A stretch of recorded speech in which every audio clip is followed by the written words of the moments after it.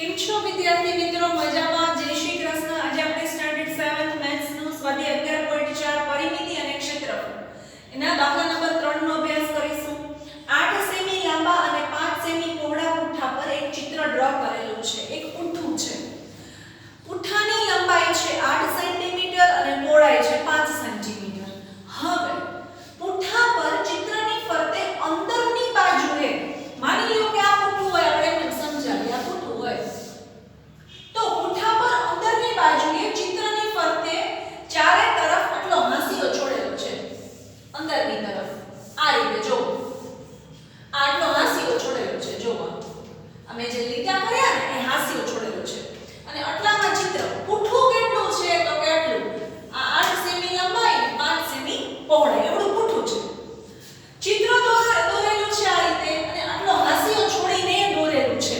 હાંસિયો ચારે તરફ હાંસિયો, પણ હાંસિયો કેટલા સેન્ટીમીટર છોડેલો છે ચારે તરફથી તો કે હાંસિયો ચારે તરફથી 1.5 સેન્ટીમીટર છોડેલો છે.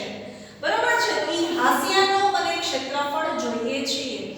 અંદરની બાજુની વાત આવી તો શું કરશું તો કે અહીંયા આગળ જે એક લંબચોરસ બને છે એ બહારના લંબચોરસની લંબાઈ પહોળાઈ આપેલી છે. હાંસિયો છોડતા હાંસિયો ચારે તરફથી છોડતા અંદરની બાજુ એક લંબચોરસ બને છે. એ અંદરની બાજુના લંબચોરસની લંબાઈ પહોળાઈ મને નથી ખબર, એ મારે શોધવી પડે. બહારના લંબચોરસમાંથી અંદરના લંબચોરસનું ક્ષેત્રફળ હું બાદ કરીશ તો અને તો જ મને હાંસિયાનું ક્ષેત્રફળ મળશે. તો હવે આપણે સૌપ્રથમ લઈએ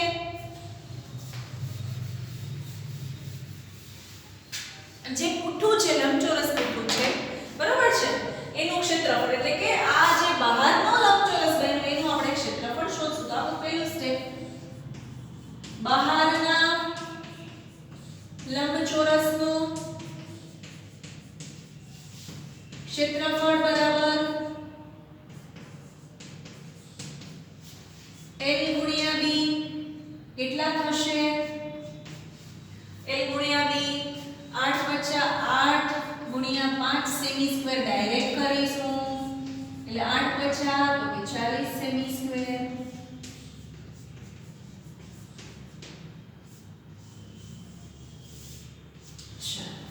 ચાલો 40 સેમી સ્ક્વેર. હવે અંદરનું જે લંબચોરસ છે, અંદરનો જે લંબચોરસ બને છે એની લંબાઈ શોધશું.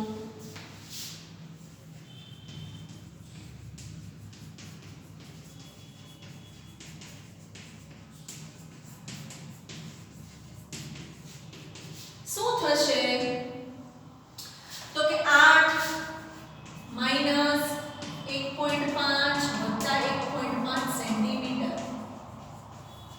શું કામ 1.5? આ 8 જે છે એ આખી લંબાઈ છે, એમાંથી આટલી અને આટલી છોડી દેવાની છે. બરાબર છે? આ અંદરનું લંબચોરસ છે. આ અને આ લેફ્ટ કરવાનું છે. ટોટલ લેન્થ 8 છે. 8 માંથી 1.5 વત્તા 1.5 હું બાદ કરી લઈશ એટલે કેટલા મળશે તો કે 8 માઈનસ 3 એટલે કેટલા આવશે? 1.5 ને 1.5 કેટલા થાય? 3. બરાબર છે? તો 8 માંથી 3 જાય તો કેટલા આવ્યા તો કે 5 સેમી. આપણે બોક્સ આપી દઈએ. બરાબર છે? હવે જો અંદરના લંબચોરસની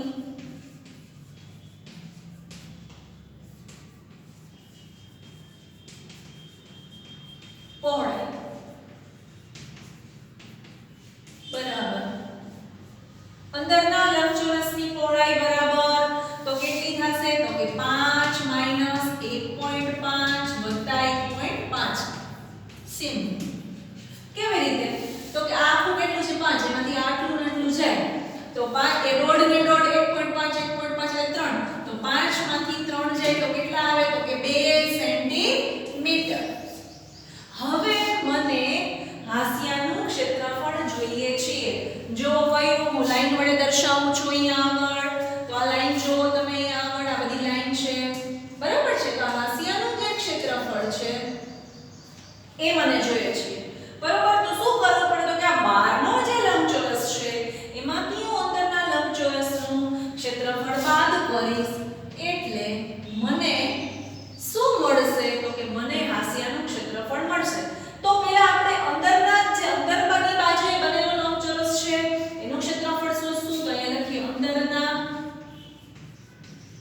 લંબચોરસનું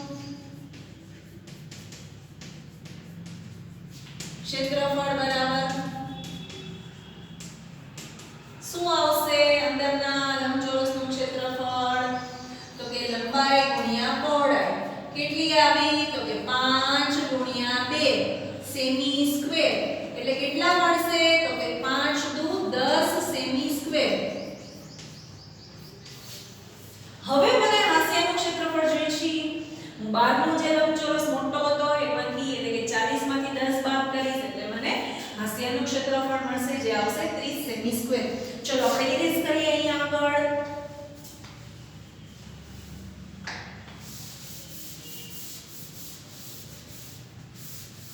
તમે લોકો જ્યારે વિડિયો જોતા હોય ત્યારે સાથે સાથે સમજતું જવાનું અને સાથે સાથે તમારી CW માં દાખલાઓ પણ ગણતા રહેવાના છે ચાલો તો આપણે અહીંયા શોધશું હાસ્યનું ક્ષેત્રફળ તો હાસ્યનું ક્ષેત્રફળ બરાબર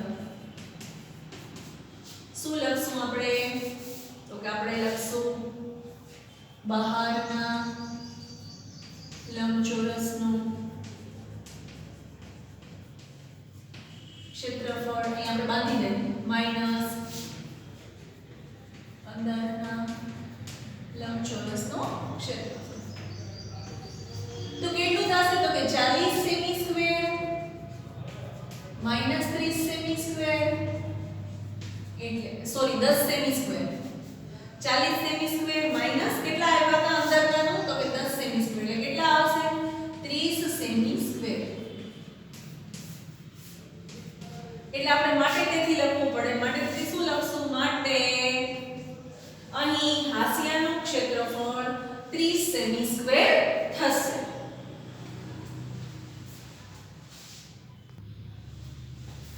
દાખલા નંબર 4 ની અંદર 5.5 મીટર લાંબા અને 4 મીટર પહોળા ઓરડાની બહારની ચારેય બાજુએ 2.25 મીટર પહોળો વરંડો બનાવેલ છે હવે અહીંયા આગળ આપણે જોઈએ તો માની લો આ જે છે એ 5.5 મીટર લાંબો અને 4 મીટર પહોળો ઓરડો છે બરાબર આ 5.5 આપણે અહીંયા પણ લખી શકીએ આ રીતે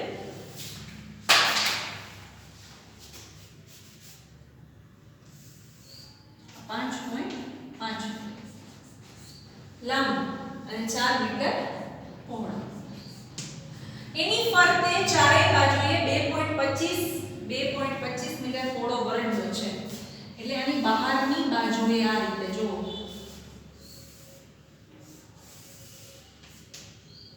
2.25 મીટર એવી જ રીતે અહીં આવશે 2.25 એવી રીતે અહીં આવશે 2.25 એવી જ રીતે અહીં આવશે 2.25 બરાબર છે આ શું છે આ ફરતે તો કે વરંડો અને અંદર શું છે તો કે ઓરડો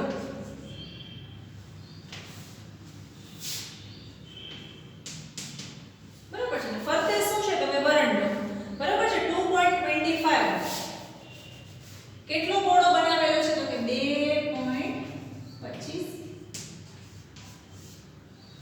તો આ વરંડાનું મને ક્ષેત્રફળ શોધવાનું છે વરંડાના ભોંયતળિયા એટલે કે ફ્લોરિંગ ઉપર 1 મીટર સ્ક્વેર દીઠ 200 રૂપિયા સિમેન્ટ પાથરવી છે તો એ કેટલો ખર્ચ થાય એ પણ મારે શોધવાનું છે તો હું શું કરીશ અંદર જે ઓરડાની લંબાઈ પહોળાઈ આપી છે તો ઓરડાનું ક્ષેત્રફળ શોધીશ જે અંદરનું લંબચોરસ બનશે પછી વરંડા સહિત એટલે કે બહારનું લંબચોરસ જે બનશે વરંડા સહિત નું જે મતલબ કે વરંડા સાથે જે લંબચોરસ બનશે બહારનું લંબચોરસ બનશે એની લંબાઈ શોધીશ કે એની લંબાઈ મને ખબર નથી મને તો આટલી 5.5 મીટર અંદરના લંબચોરસની જ લંબાઈ આપી છે તો મારે 2.25 આ સાઈડથી 2.25 ઉમેરવા પડે એવી જ રીતે બહારની બાજુએથી કીધું છે એટલે પહોળાઈ પણ મારે શોધવી પડે પછી શું કરવું પડે બહારનું જે મોટું લંબચોરસ છે એમાંથી ઓરડાનું જે ક્ષેત્રફળ છે અંદરનું જે લંબચોરસ બન્યું છે ઓરડાનું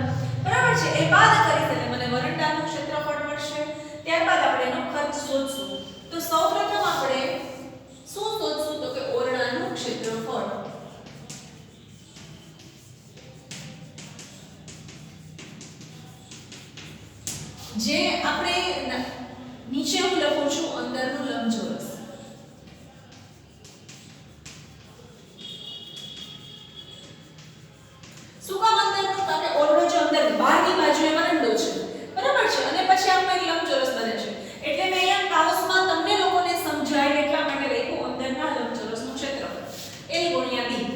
લંબાઈ કેટલી છે તો કે 5.5 મીટર એને ગુણ્યા 4 મીટર. હવે 55 ગુણ્યા 4 અહીંયા 10 મીટર સ્ક્વેર લખશો. 5 ચોક 20 નું શૂન્ય, 5 ચોક 20 નું શૂન્ય એટલે 5 ચોક 20 ને 2 22 ના છેદમાં 10 મીટર સ્ક્વેર એટલે 0 0 કેન્સલ એટલે કેટલા આવ્યા તો કે 22 મીટર સ્ક્વેર. કેટલા મળ્યા 22 મીટર સ્ક્વેર. હવે બીજા સ્ટેપની અંદર વરંડા સાથે બહારના લંબચોરસની લંબાઈ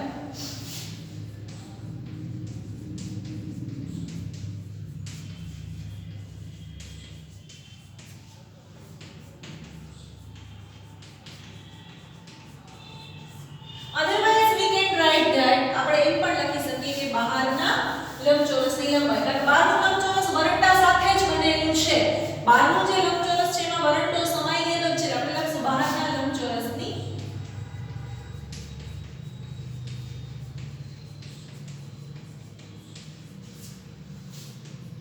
લંબાઈ કેટલી થશે તો કે 5.5 વત્તા 2.25 વત્તા 2.25 મીટર.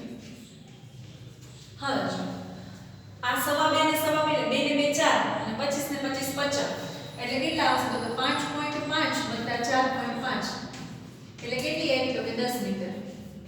તમે આનો સરવાળો કરો તો કેટલો આવે 5.5 વત્તા 4.5 તો કે 10 મીટર. એવી જ રીતે બહારના લંબચોરસની પહોળાઈ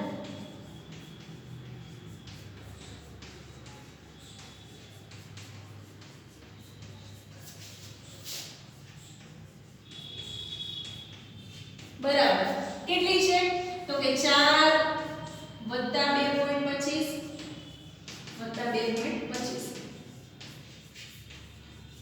તો કેટલા થશે તો કે 2 ને 2 4 8 8.5 કેટલું થશે 8.5 મીટર. જો 2 ને 2 4 ને 4 8 અને 25 ને 25 તો કે 50 એટલે આપણે અહીં 8.5 પણ લખી શકીએ એટલે 8.5 મીટર 8.50 પણ લખી શકો 8.50 બી લખાય અને 8.5 મીટર પણ લખી શકો. ચલો અહીંયા સુધીનું તમારે સાથે સાથે લખતું જવાનું છે. હવે શું કરશું હવે બહારના લંબચોરસનું ક્ષેત્રફળ શોધીશ. પછી બહારના લંબચોરસના ક્ષેત્રફળમાંથી હું અંદરના લંબચોરસનું ક્ષેત્રફળ એટલે કે ઓરડાનું ક્ષેત્રફળ બાદ કરીશ એટલે મને વરંડાનું ક્ષેત્રફળ મળશે. વરંડો આ છે જો મેં લખ્યું છે આ જે છે ને આ વિભાગ આખો એ વરંડો છે. તો હવે આપણે શું કરશું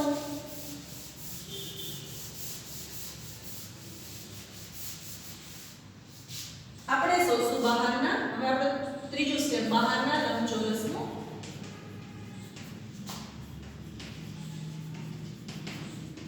ક્ષેત્રફળ બરાબર શું આવશે તો કે L ગુણ્યા B એટલે કે 10 મીટર એને ગુણ્યા 8.5 મીટર 10 ગુણ્યા 8.5 કરીએ એટલે કેટલા મળશે તો કે 85 મીટર. ચલો લખતા જાઓ સાથે સાથે બરાબર છે.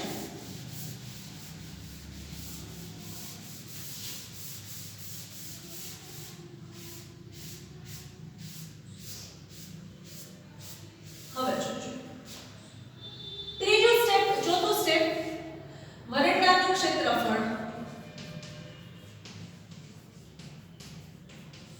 બરાબર બહારના લંબચોરસનું ક્ષેત્રફળ આપણે બહાર આવે છે ને થોડુંક મેં શોર્ટ કરી નાખ્યું બરાબર છે. બહારના લંબ અહીંયા મેં ડોટ કરી નાખ્યું છે લંબચોરસ આવે છે બરાબર છે. અંદરના લંબચોરસનું ક્ષેત્રફળ ઇન શોર્ટ કરી નાખ્યું બોર્ડ એકદમ આપણું નાનું છે એટલા માટે.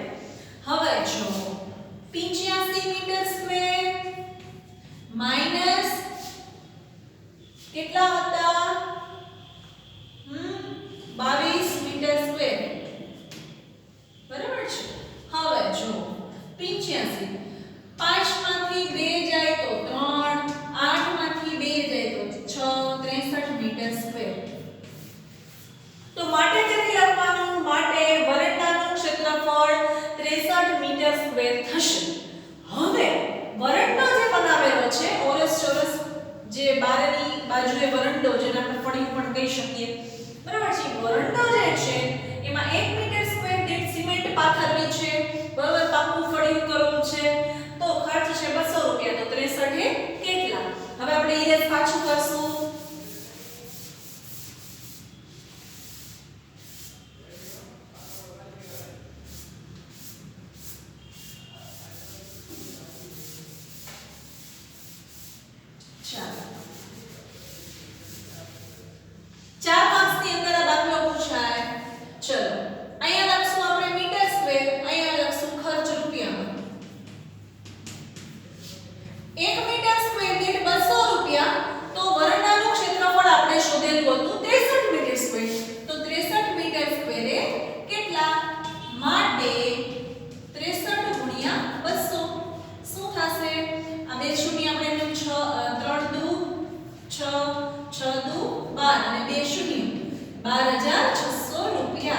તો માટે તેની આપશું આપણે માટે વરંડાના ભોંય તળિયા ઉપર સિમેન્ટ પાથરવાનો ખર્ચ 12600 રૂપિયા થશે. આપણે વ્યવસ્થિત લખીએ એટલો થશે તો કે 12600, બરાબર છે. જો તમારે આ બધા દાખલાઓ CW માં ઉતારવાના છે, પ્રેક્ટિસ પણ કરવાની છે, બરાબર. 4 માર્ક્સની અંદર આ દાખલો પૂછાતો હોય છે. ચલો આવજો, જય શ્રી કૃષ્ણ. નેક્સ્ટ વિડિયો લેક્ચરની અંદર આપણે બીજા આગળના દાખલાઓ ચલાવીશું.